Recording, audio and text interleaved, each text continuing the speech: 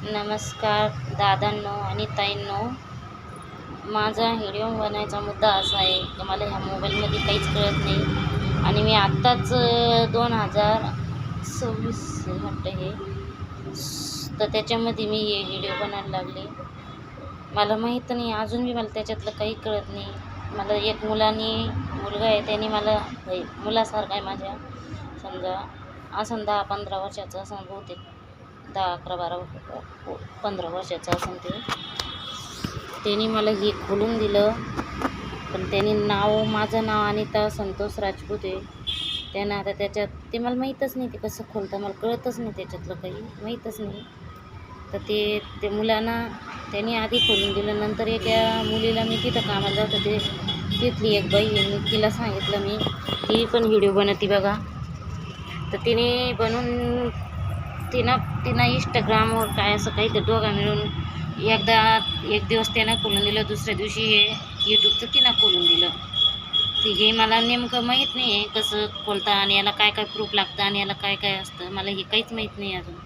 अजून मला हे लोकांना कोणाला तरी विचारावं लागेल. मला तिलाच विचारायचं होतं, पण मग तिथे मला कामाचं नाही सांगितलं त्यांनी ना, तर मग मी काही वापस गेले नाही. माझे कामाचे पैसे अजून बाकी त्यांच्याकडं, पण आता महिना संपल्या वगैरे मला त्यांना पैसे मागता येत नाही आहे. पैसे मी माझे कष्टाचे पैसे सोडणार तर नाहीच कोणाला, कोणाचा 1 रुपया पण घेत नाही आणि सोडित नाही. हां, मागून घेईन मी, पण असं आपल्याला चालत नाही. ते लबाडपणा करून आपल्याला जमत नाही. जे माझ्या कष्टाचं आहे मी तेच पैसा देते. व्हिडिओ बनायचा मुद्दा माझा असा होता का ते मी माझ्या गावातल्या ज्यांच्याकडं पैसा म्हणजे भरपूर आहे, त्यांच्या घरातला एक माणूस ड्युटीला आहे आमच्या गावामध्ये. माझे मिस्टर म्हणजे 2 भाऊ आहे आणि मी लहान आहे त्यांच्यामध्ये. आणि जाऊबाई म्हणजे त्यांचं आणि आमचं म्हणजे तिला माझ्याशी काहीच घेणं देणं नाही. जेव्हा माझं लग्न झालं तर नवीन, तेव्हाच त्यांनी मला मारायचा प्रयत्न केला, कारण की यांच्या वाटीची जमीन तिला लागत होती. म्हणून तेव्हा ती असे प्रयत्न केले, चाळे केले.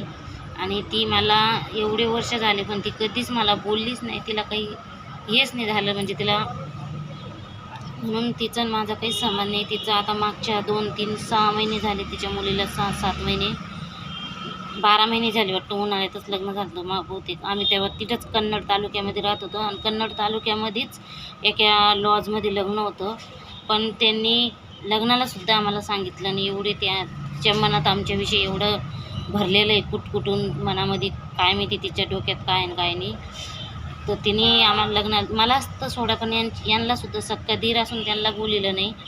तर माझं म्हणायचा मुद्दा असा आहे की तिची मुलगी तिथं माझ्या सख्या मामा सासऱ्याची तर दिली, म्हणजे तिच्या मुलाची समजा मुलीचं सोय ती नाही. तर मला व्हिडिओ बनायचा मुद्दा असा आहे की माझं मुलाचंच मला चिंता लागलेली रात्रंदिवस, का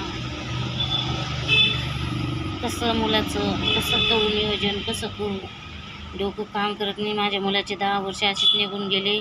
सरकारीमध्ये टाकलं त्यांनी, लक्ष दिलं नाही. प्रायव्हेटमध्ये जाते तर प्रायव्हेटमध्ये त्याला घेत नाही आहे, त्याची मतिमंद आहे म्हणून. त्यांच्या शाळेमध्ये गेले तर त्यांच्या शाळेमध्ये मुक्क आणि बहिरं पाहिजे म्हणते, मुक्क आणि बहिरं. तर ते फक्त 20 समजा, त्याची मेंदूची वाढ होत नाही, पण ते 20% काहीतरी 30% 20% आहे समजा, ते काही एवढा बसत नाही आहे. मी बघते तशी शाळा, आता शाळेचा टाईम पण जवळ आला आहे. म्हटलं शाळा जर भेटली तर शाळेमध्येच कुठंतरी काम बघन, म्हणजे तो पण माझ्या नजरेखाली राहील, हीच माझी अपेक्षा आहे. पण खरी म्हटलं ना तर खूप अवघड आहे अशा मुलांना सोडणं. बरं, कोणी सासू सासरे माझे वारून गेलेले, कोणाला आपण सांगू शकत नाही, कोणाला मला सपोर्ट नाही, आपण कोणाला बोलू पण शकतो नाही, कोणी आहे पण नाही माझ्याकडं येऊन असं सांभाळायसारखं. तर माझे जर कोणाला शब्दाचे कोणाला वाईट लागत असेल किंवा कोणाला काही त्रास होत असेल तर मी हात जोडून माफी मागते. आणि मला याच्यातलं कोणी कमेंट केलं आणि काही केलं तर मला त्याच्यातलं काही कळत नाही. आणि एक आई मुलासाठी कोणी शाबी दिला तर ती इकडून ऐकून इकडून सोडून द्यासारखी आहे. मला काहीच घेणं नाही, काहीच नाही, फक्त मी माझ्या मुलासाठी करते. मला एवढंच सांगणं आहे माझं. आणि बाकीचं तर मी आहे माझं मनात खूप काय काय सांगायसारखं आहे. यांना खूप त्रास दिलेला आहे आणि आत्ताशी लोक काम खूप करून घेतात आणि पैसे कमी देतात. जे इतकं इमानदारीनं काम करतात का त्यांना मी आता काय सांगू. लोक एवढे मोठे लोक एवढ्या मोठ्या कंपनीत ते कामाला जातात.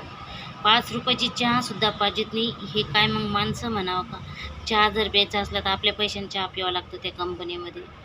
काय कंपनी आहे ती? एवढं कमी तर मग त्याच्यापेक्षा आम्ही बरे गरीब लोक. एवढे पैसेवाले लोक जर 5 रुपयाची मजुराला चहा नाही पाजू सगळं रात्रंदिवस मेहनत करत आहे. 12-12 घंटे ड्युटी करतात त्यांनी. आम्ही नवीन लागलो तेव्हा आम्ही नवीन आलो. आम्ही कन्नड तालुक्यात राहत होतो. मग आम्हाला तिथं कामच नाही भेटायचं. असंच कामाचा प्रॉब्लेम होता. कन्नड तालुका एक ग्राम भाग आहे थोडासा, म्हणजे मग तिथं कामच नव्हतं. तर आम्ही त्याच्यामुळे इकडं आलो. पुन्हा पोराच्या दवाखान्यासाठी शाळेसाठी आम्ही इकडं आलो पुन्हा खास कारण ही. तर इथं आल्यावर आम्ही काम शोधलं 1 महिनाभर. काम शोधलं ना, त्यांना बघितल्याबरोबर त्यांना कामाला तर बोलिलं. पण ठेकेदार असतात ते कामाला लावणारे ना, तर त्यांनी म्हटलं, ते म्हणे आजच लागत. म्हटलं आमच्याकडं. ते म्हणे आमच्याकडं बुटं नाही, काहीच नाही. म्हणे बुटं मी देतो. आम्हाला वाटलं बुटं त्यांच्याकडून देत असं वाटलं मला. कंपनीकडून ते ठेकेदार म्हणे मी बुटं देतो. बुटं दिले त्यांना. बुटं जुनेच होते, खूप जुने होते. मग खालून पण तुकडे पडलेले होते, खूप जुने होते ते. 1 महिना पण नाही गेले ते बुटं.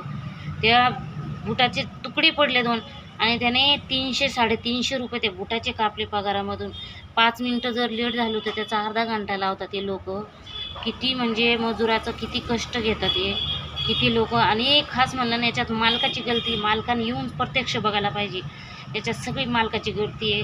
अरे मजूर जर तुमच्याकडे काम करतो, तुम्ही प्रेमानं 2 नुसतं बूट दिला तर तुम्ही त्याचेसुद्धा पैसे कापले. चहाचे जर तुम्ही पैसे वरून देत असाल तर इकडं चौकशी करायला पाहिजे की हे लोक पैसे काय करताय मध्ये म्हणून.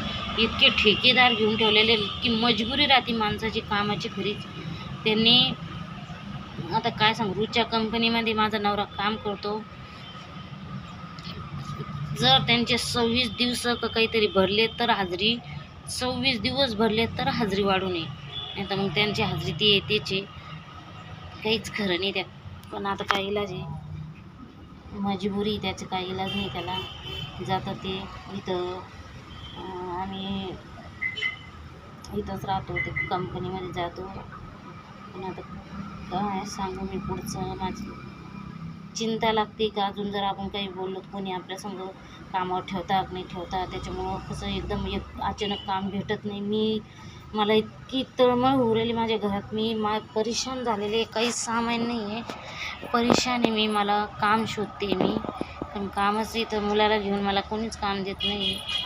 आणि असलं बी तर लोक एवढ्या पैशात करायचं असलं तर करा, नाही तर नका करू. बस काय समजतच नाही मला. खूप अवघड आहे. तर व्हिडिओ बनवायचा मुद्दा असा होता.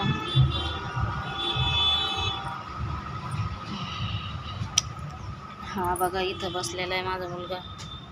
इथं बसलेला आहे. त्याला म्हटलं जेवढा जसं जमन तसा अभ्यास कर. त्याला सांगितलं करतो तो, पण त्याला कळतच नाही काही. काय लिहायचं आणि काय नाही. आपलं चालू ठेवतो, नुसतं पेन उघडायचं काम करतो बस. पेन्शिल, दुसरं काहीच नाही. तर मग बघायचं आहे आता त्याला. बघते शाळेचं बघायचं आहे. शोधते मी पण. बघू आता कोणाला तर चौकशी करू शाळेची. बस माझ्याकडून जर काही चुकले चाकले असेल तर मी माफी मागते. बस एवढंच माझा म्हणायचा मुद्दा होता.